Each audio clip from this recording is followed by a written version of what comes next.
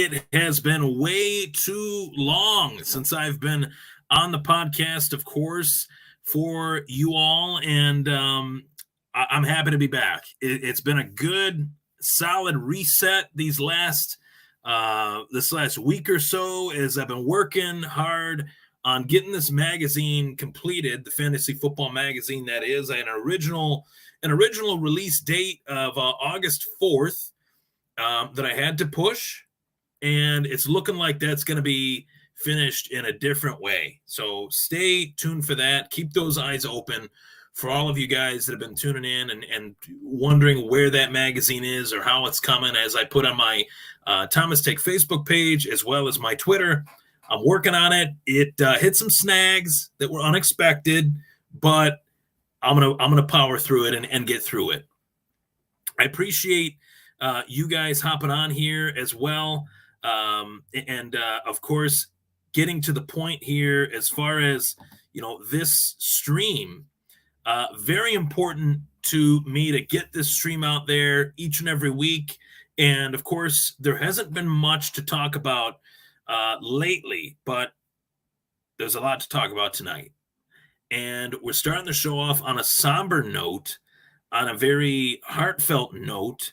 One that is the sole reason why I'm wearing the hat that I'm wearing tonight, the goat head, in honor of Rick Jeanneret, RJ, a man that deserves no introduction. We all know what RJ means to all of us and will continue to mean to all of us. And remembering Rick Jeanneret is the first topic that I want to start off the show with tonight.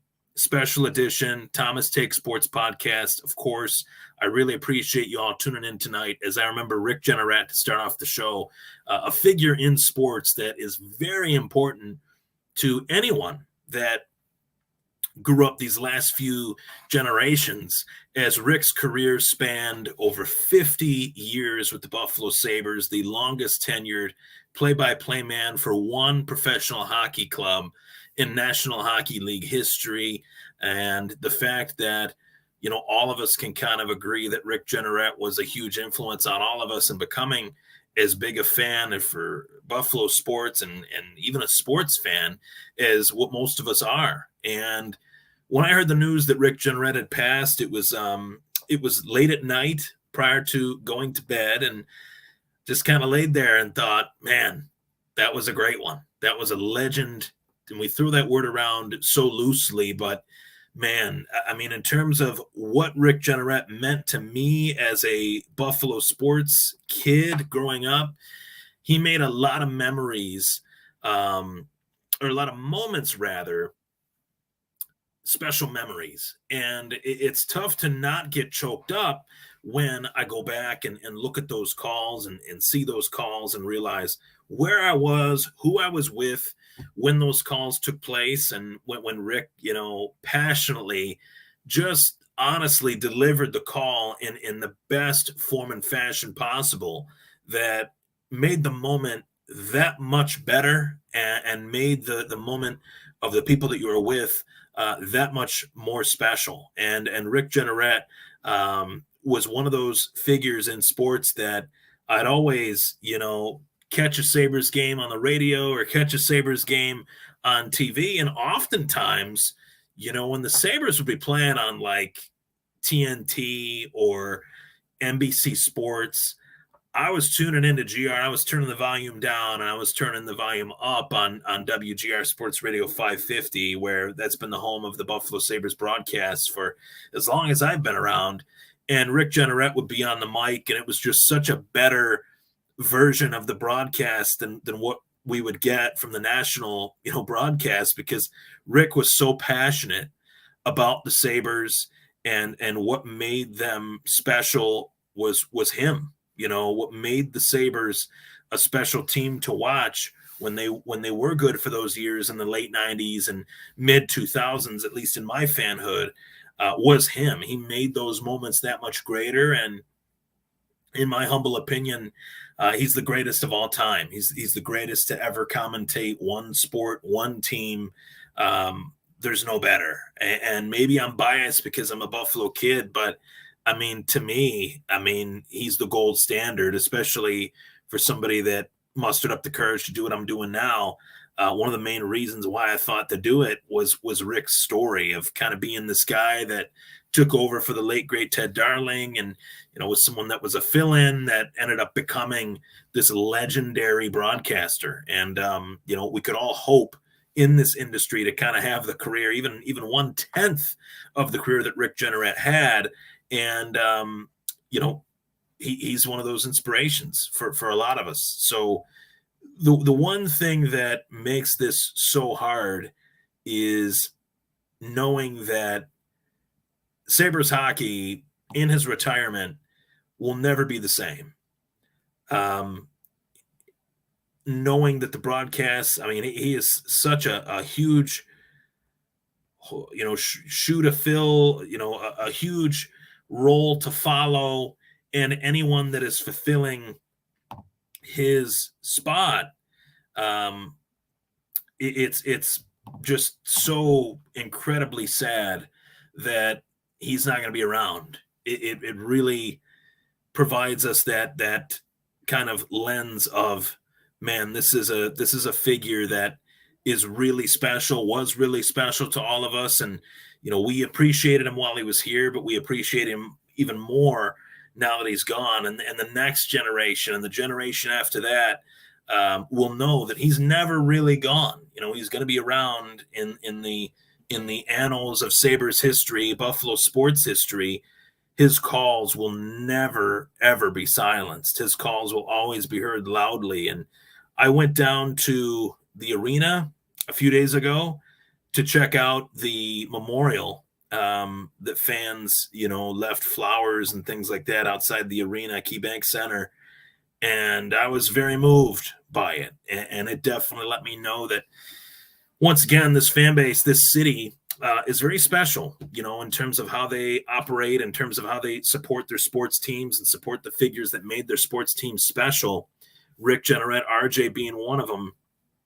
And I definitely feel we're at a point where we learn through even times of adversity just how special this community is, whether it's the tragedies like this where we lose a figure or many others throughout the years. And I really have to say we were extremely lucky to have him around. And these last 12 years have been very hard to be a Buffalo Sabres fan, as the years have not been kind to the Sabres these last 12 years. But I know that Rick will definitely be watching from above, and hopefully the Sabres have his aura surrounding the team, and it can provide him with a little bit of inspiration in terms of the future. So, man, I really can't say enough about Rick and what he'd done for me as a kid. I'm going to talk about some memories that I have just in terms of growing up in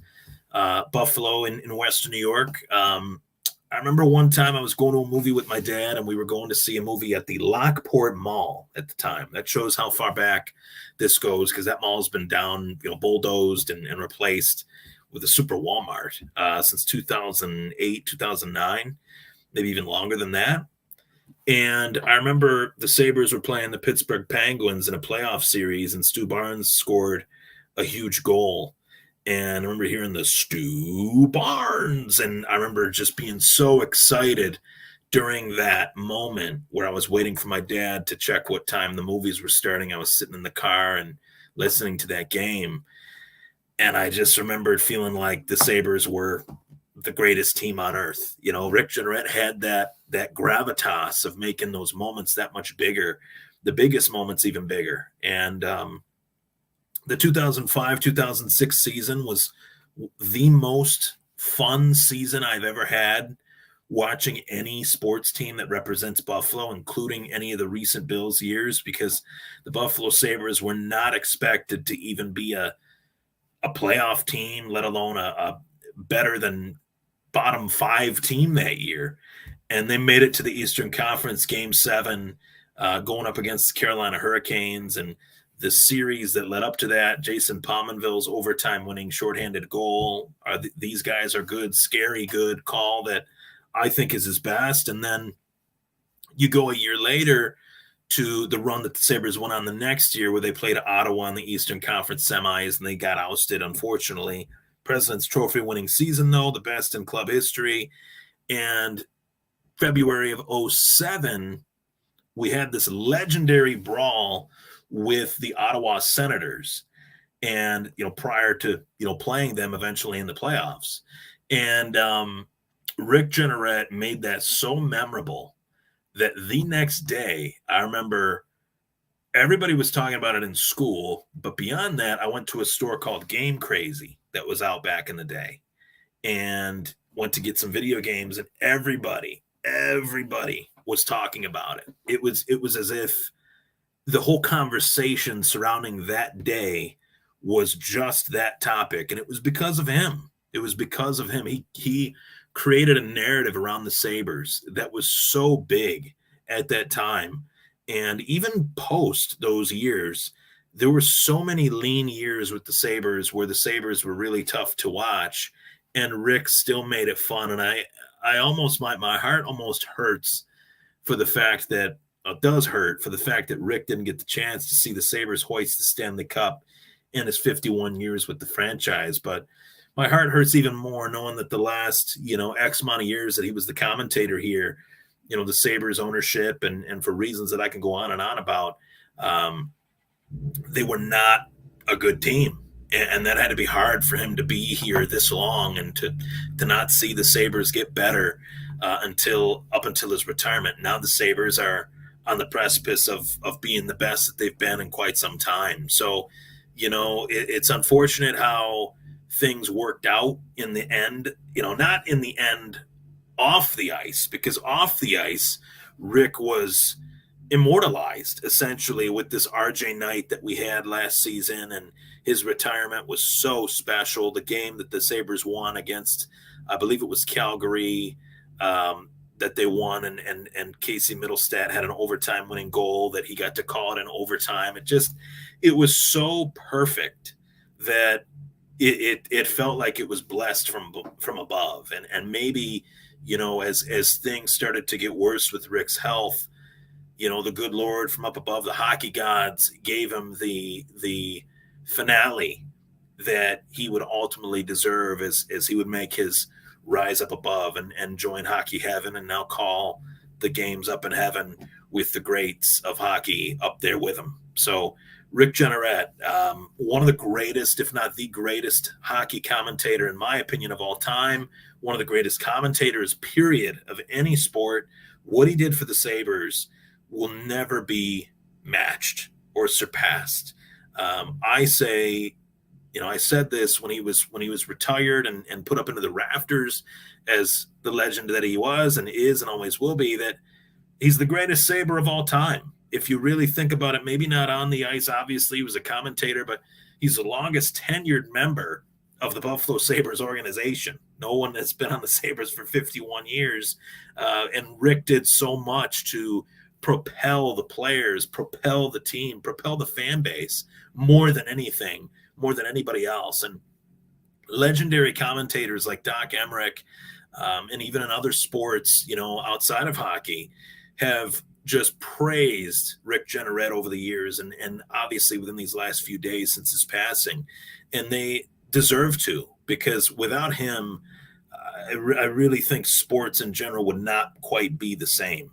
And he was a very special guy. I'd only gotten the chance to kind of see him in passing, not necessarily meet him and shake his hand, but maybe say a few words to him and then, wish him a good day. But man, he was special. And when he was in a room, his aura kind of illuminated as far as the legendary commentator that he was. And I feel really happy and blessed to have grown up in this area, representing these teams, covering these teams podcast wise, but largely a man that kind of got the wheels turning for a lot of us was RJ, in terms of just his ability to have that commentating gravitas and say, hey, you want to pursue something like this, pursue it, and he had spoken at a few different colleges that I had went to see him speak a couple times. And he was just such an awesome representation of a great commentator, but an even better man.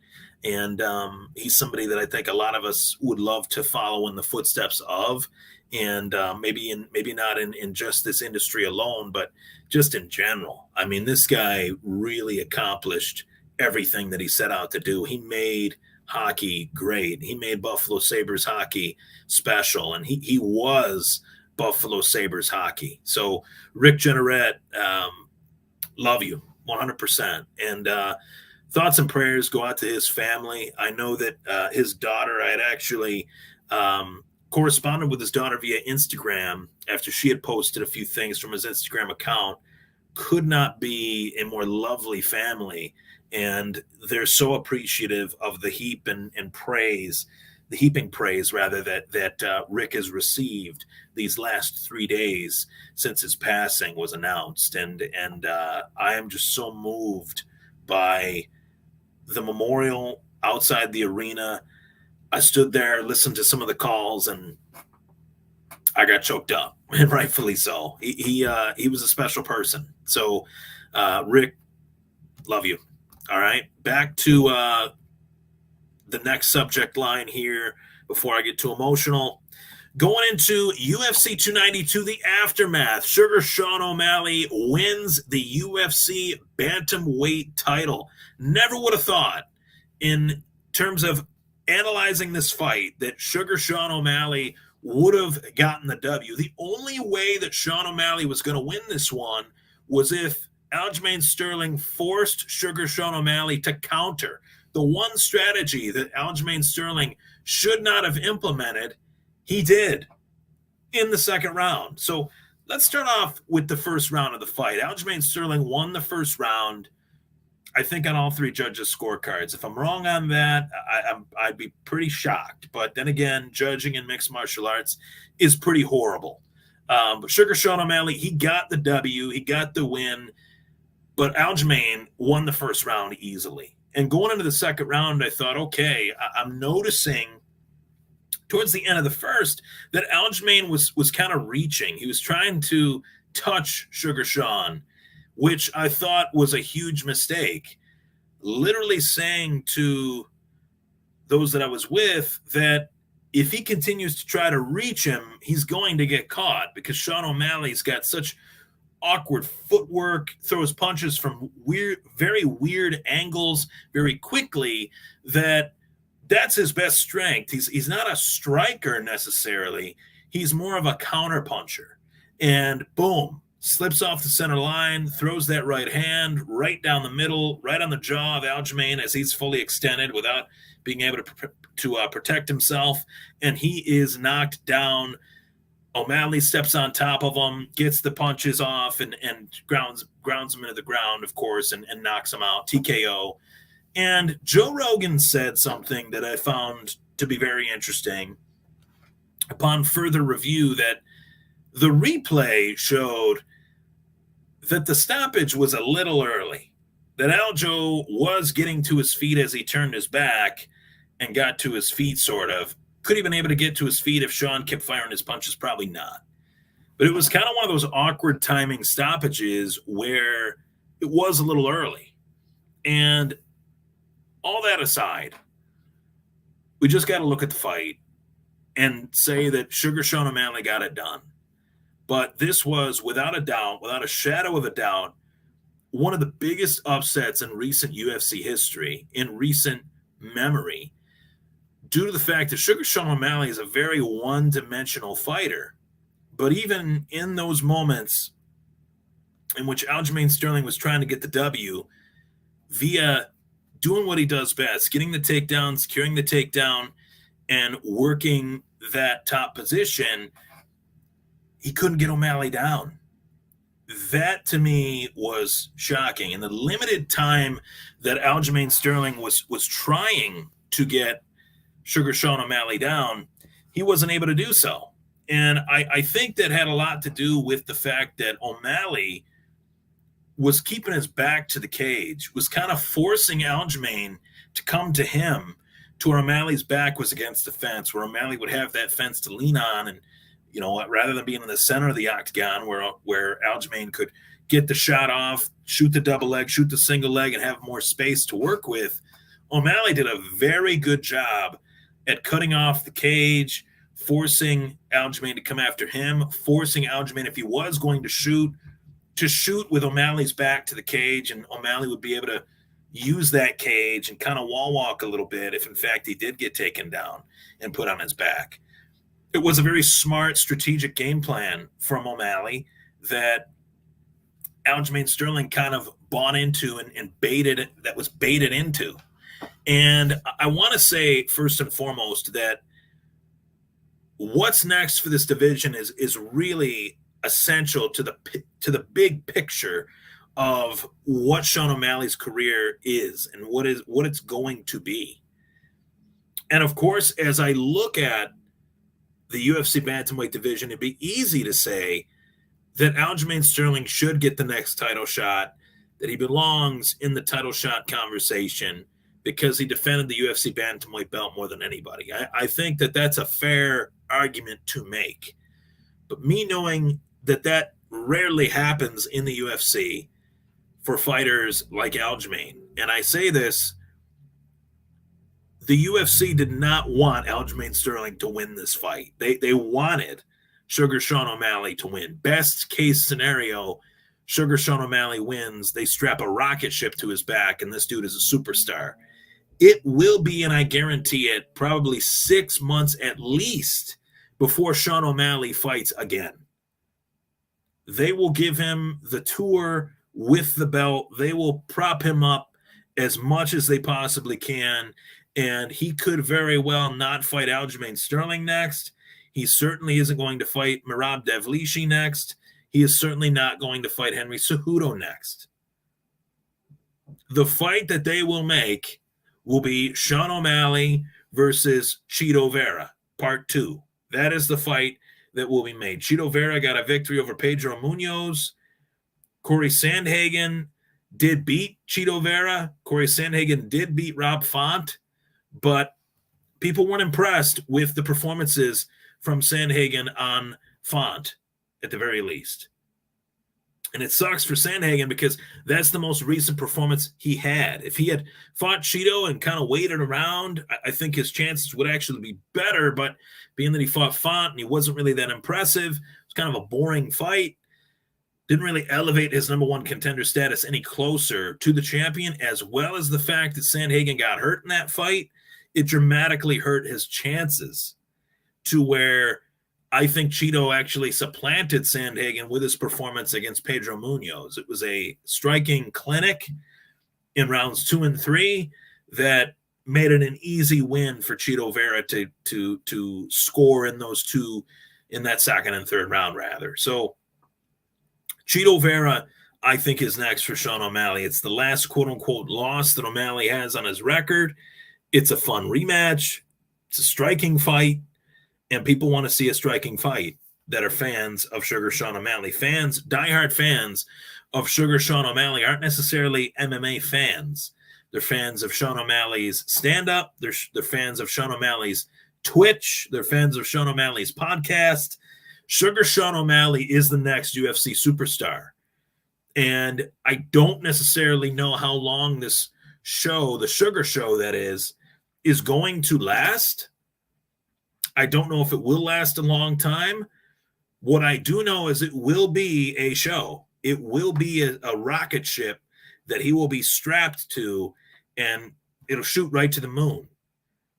And the UFC PR machine is one that can turn a contender into a superstar and can turn a superstar into a legend if he continues to win. And it's a big if. Right? It's a big if. If Sean O'Malley doesn't defend this title not one time and does this dog and pony show where he's trying to fight Gervonta Davis and do this stupid stuff that I'm reading, then people will lose interest in that. And that's not a blueprint that anyone should want to follow. That's, if anything, that's the Conor McGregor blueprint, that maybe it'll guarantee Sean O'Malley the most money and the most fame, but is Conor McGregor really in a great spot right now as far as his fighting career? Not really. So I I say that in literal terms. Right now, everybody's kind of sick of the waiting game with Conor McGregor because his fame and his fortune is so big. No one really expects him to fight anymore. I know I don't. I don't know if you do, but I don't. I would be pleasantly surprised if he does fight again, but I wouldn't necessarily feel like he has to or feel justified if he did or didn't. You know what I mean? I don't really care. I don't really have a stoke in that fire anymore because it's just been so many years in between some of his fights that, I've kind of lost interest. And that's the last place a fighter wants to be if he wants to maintain his status as one, which I doubt whether McGregor does. Now, Sugar Sean O'Malley, he's going to try to get the biggest payday.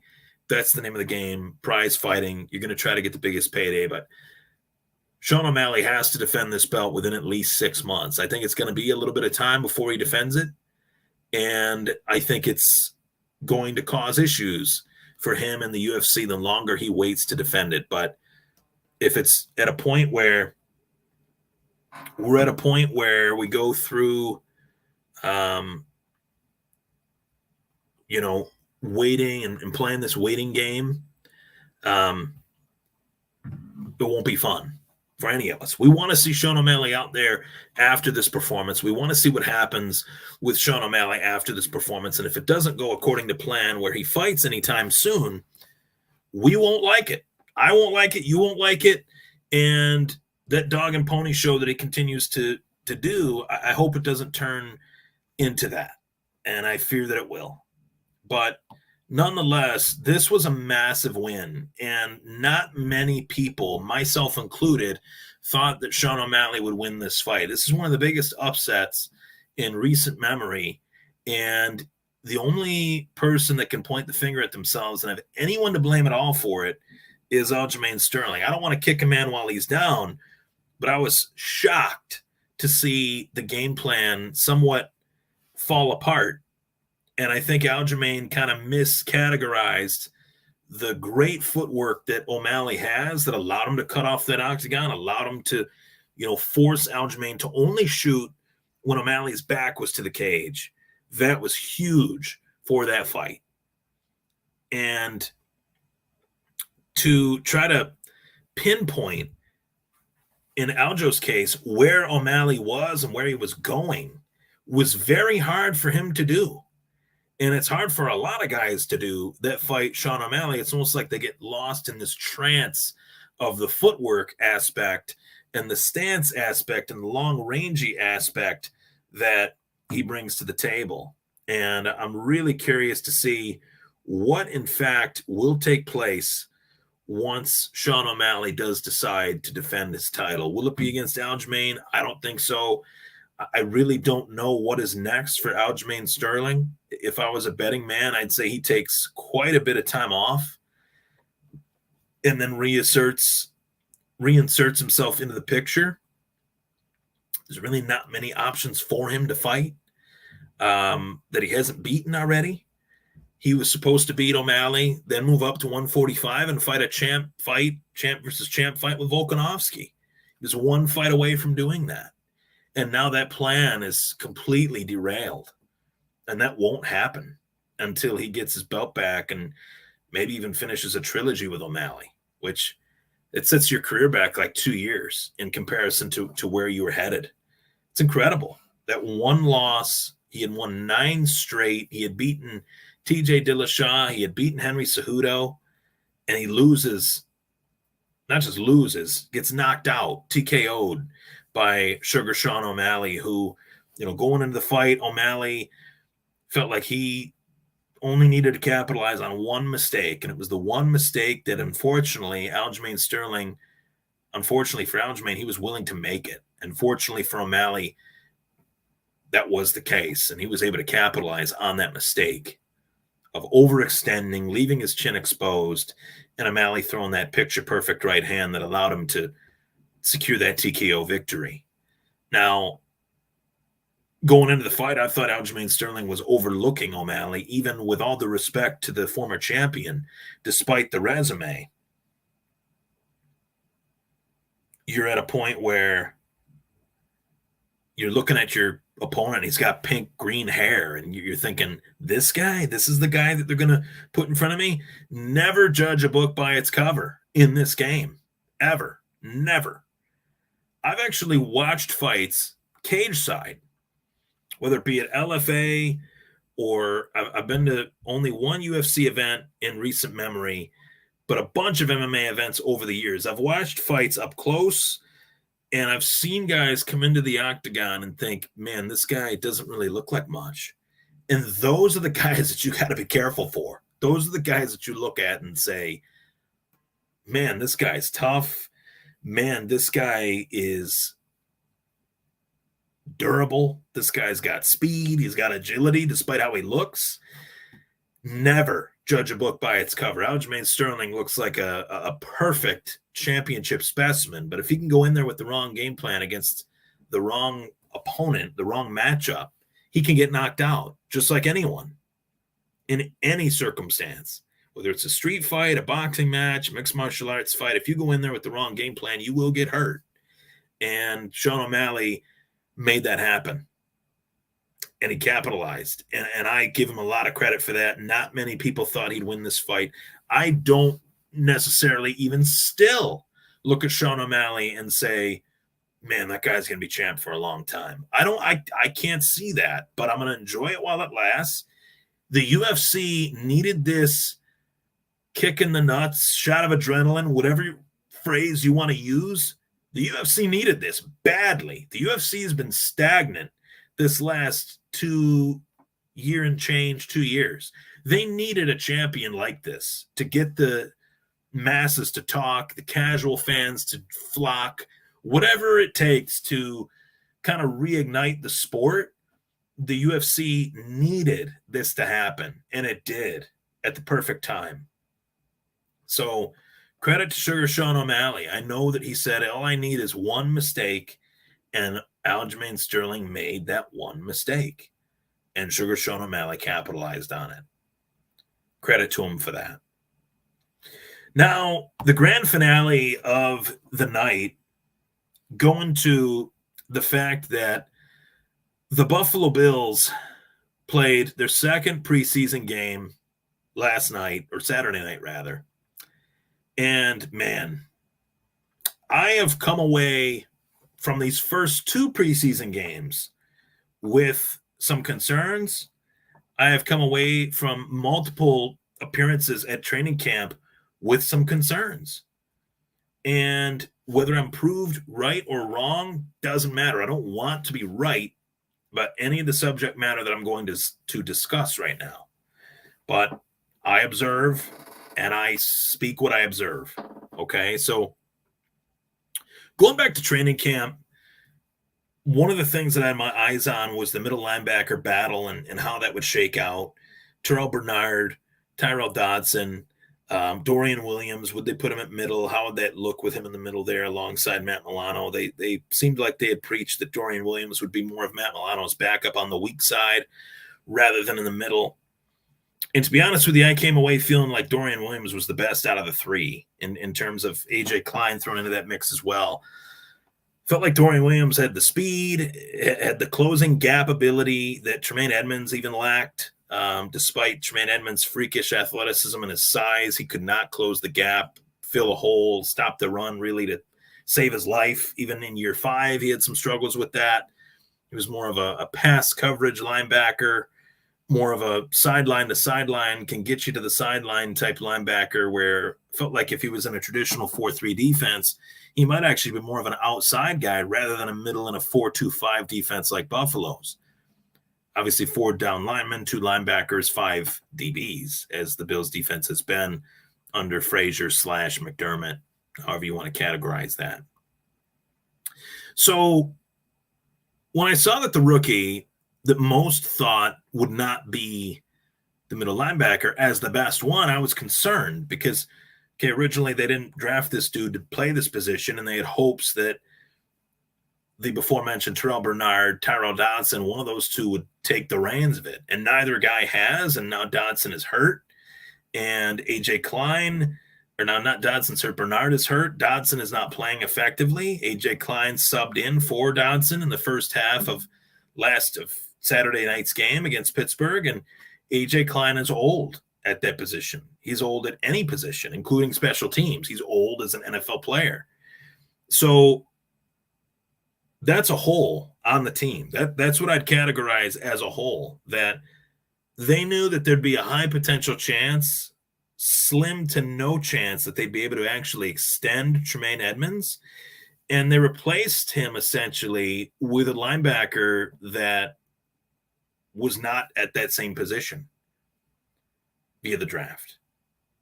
They replaced with two linebackers that were Edmunds' backup, that still, as of August 21st, neither guy has cemented himself as the middle linebacker of the future for the Buffalo Bills. That's very concerning, because this position is the quarterback of the defense, who is going to play the middle linebacker spot in a 4-2-5 defense that only has two linebackers on it. That's a massive, massive concern. And as well, the CB2 battle between Kaiir Elam and Dane Jackson. One guy is a first-round draft choice out of Florida, played in the SEC against the best receivers in the nation. The other guy played at Pitt, and I don't know who the better of the two is yet. And that's kind of a claim against and for, however you want to look at it. Neither guy has separated themselves as the CB2 of this team. And Christian Benford's thrown his name in there again. He's got moments where he's played really well and he's looked pretty good in coverage and he's made some nice tackles. But I think, too, as well, the QB2 battle between Kyle Allen and Matt Barkley was nothing short of a battle. It didn't reminisce a battle whatsoever. It was apparent to me that Matt Barkley was the better out of the two, not by much, but was better than Kyle Allen in the action that we saw. And now Matt Barkley has an elbow injury. So QB2 could be a position where we look at that, we ponder what we're going to do with that, and maybe add another quarterback. But this team has no money. This team has no cap space. We couldn't go out and sign a DeAndre Hopkins. We couldn't go out and even probably sign a Carson Wentz right now, who would take a contract probably for $1 that the Buffalo Bills don't have due to the salary cap strains that they have on their team, of making all the moves that they felt they needed to make the team better, if not for any injuries at all, if not fitting within the salary cap as best as they can. 2024 expected to be a much better year. They should have potentially 10, 11 draft choices with much more cap space. But heading into this season with the contracts handed out, Josh Allen's getting a raise, Stephon Diggs getting a raise, Von Miller, a contract that might go down in history as one of the worst in Buffalo Bills history. Is it too soon to say that? I don't think so.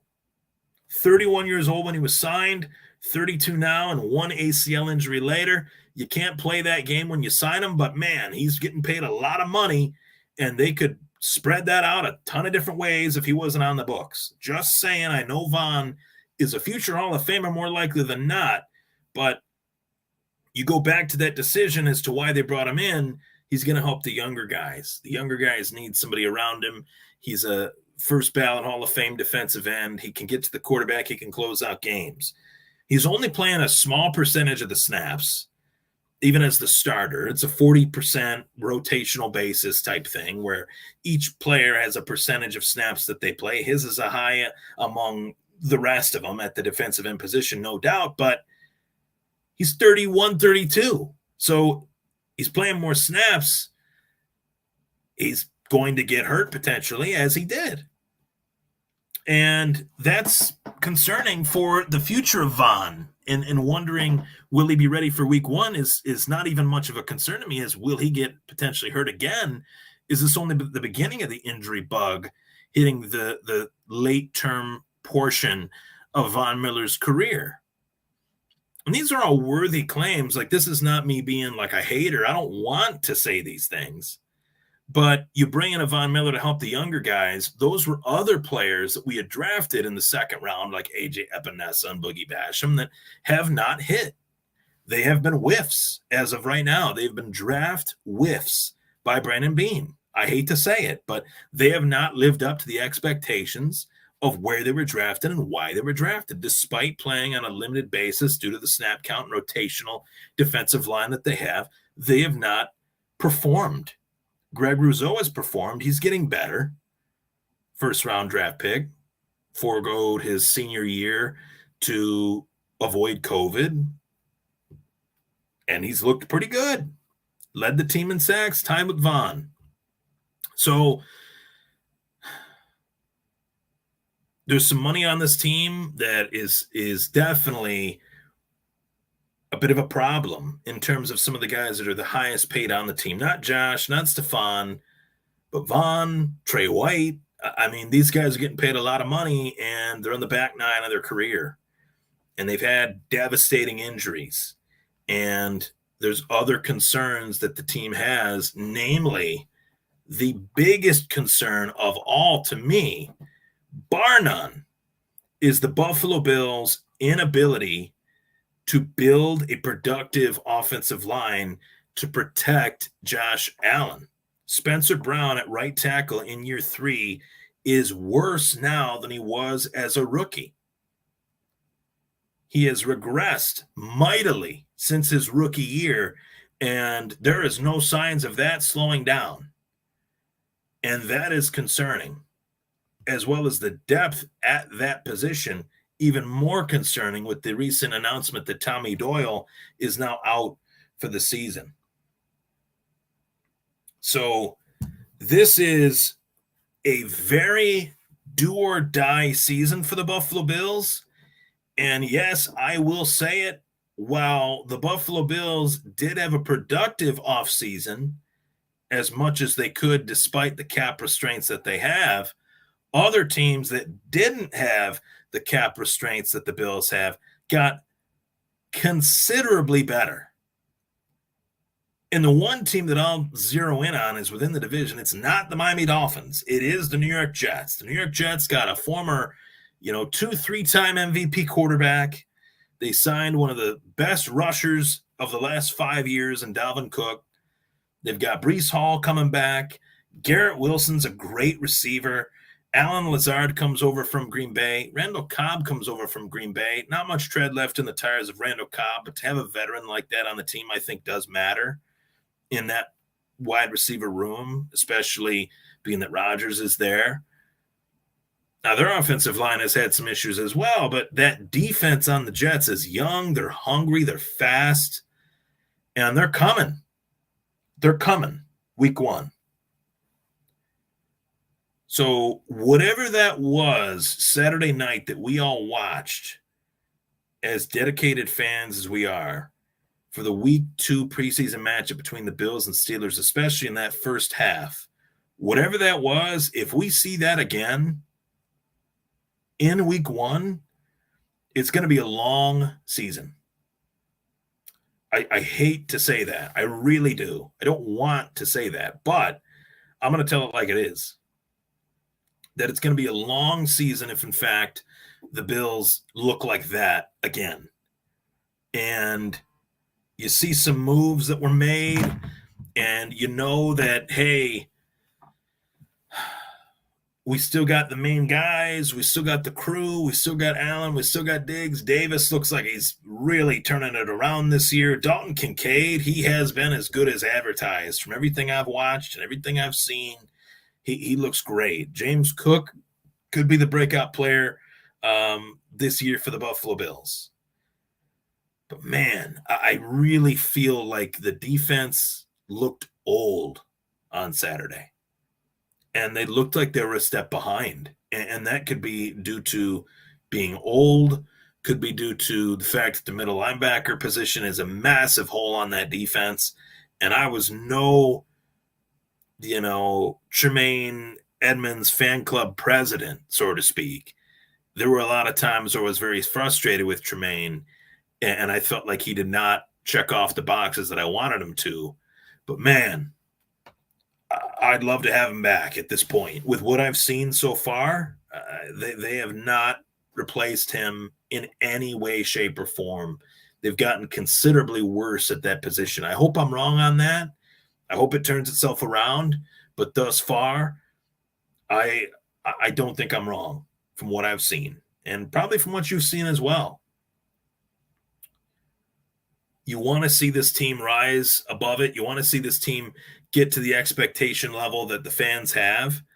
But man, this has been a tough process to see this team kind of go through transition while trying to improve. And it just seems like it's just, I don't know. It seems like it's just not working. It looks like, for me right now, at this point in the offseason, preseason, that the message is stale between coach and players.